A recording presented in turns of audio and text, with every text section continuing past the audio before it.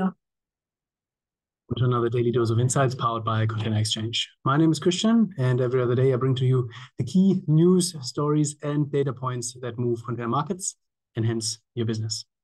Some very interesting reports from China this morning. We talked about growth rates for this year, expected recovery post-COVID already in our Monday session.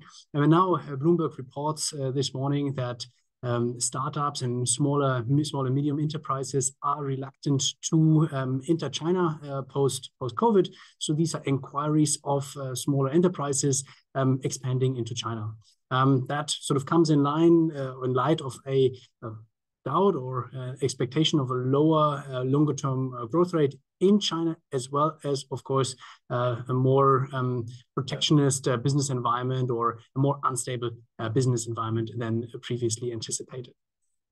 Also, in line with sort of lower growth expectations, we have fresh reports coming in from Yantian Port, a port that we've talked about previously as well, as part of our CAX monitoring, where we saw that the inflow of containers is significantly outperforming the outflow, the export of containers, and hence containers are piling up. We now see reports from on the ground that this is the case, and that actually the port or the terminal needs to rent space from neighboring ports to park idle container. So pretty crazy situation in China at the moment.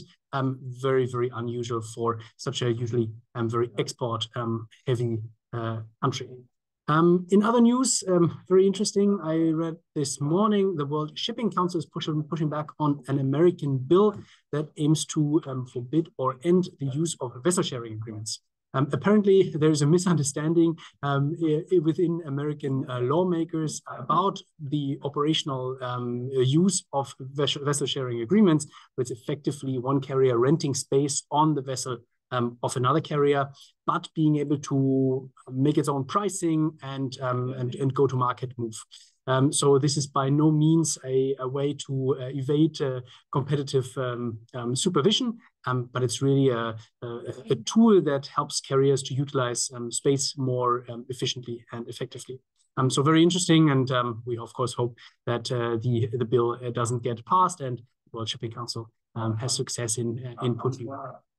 Apart from that, just want to give a quick update on the current container trading situation. I just want to share my screen here. By now, you already know this. This is the market price development of 40-foot high cubes globally, as well as in Shanghai. Globally is the gray line, as you can see, much less volatile, and blue is Shanghai. And as you can see here, since about October last year, Shanghai is actually now trading at a discount compared to global container prices.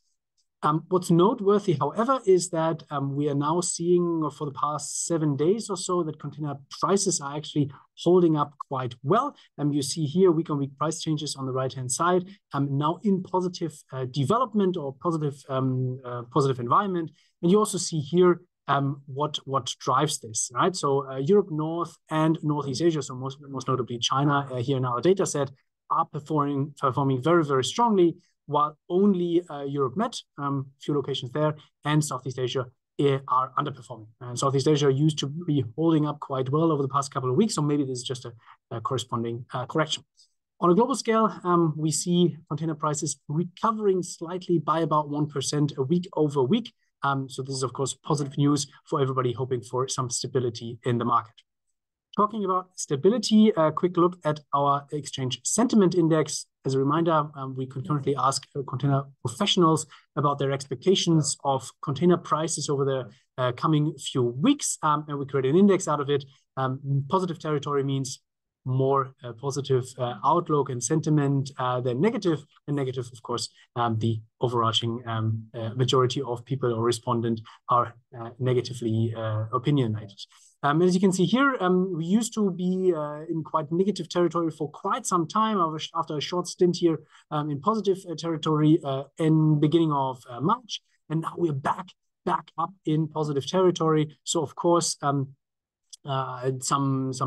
positive news about a lower speed of interest rate increases, some news about Chinese recovery, some news about global trade development being more resilient than expected, are driving this sentiment up above the 0% line.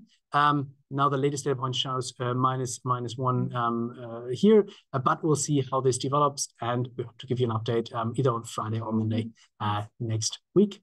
Cool. That's it from me, from us for today. Hope this was useful. As usual, I share some links in the show notes.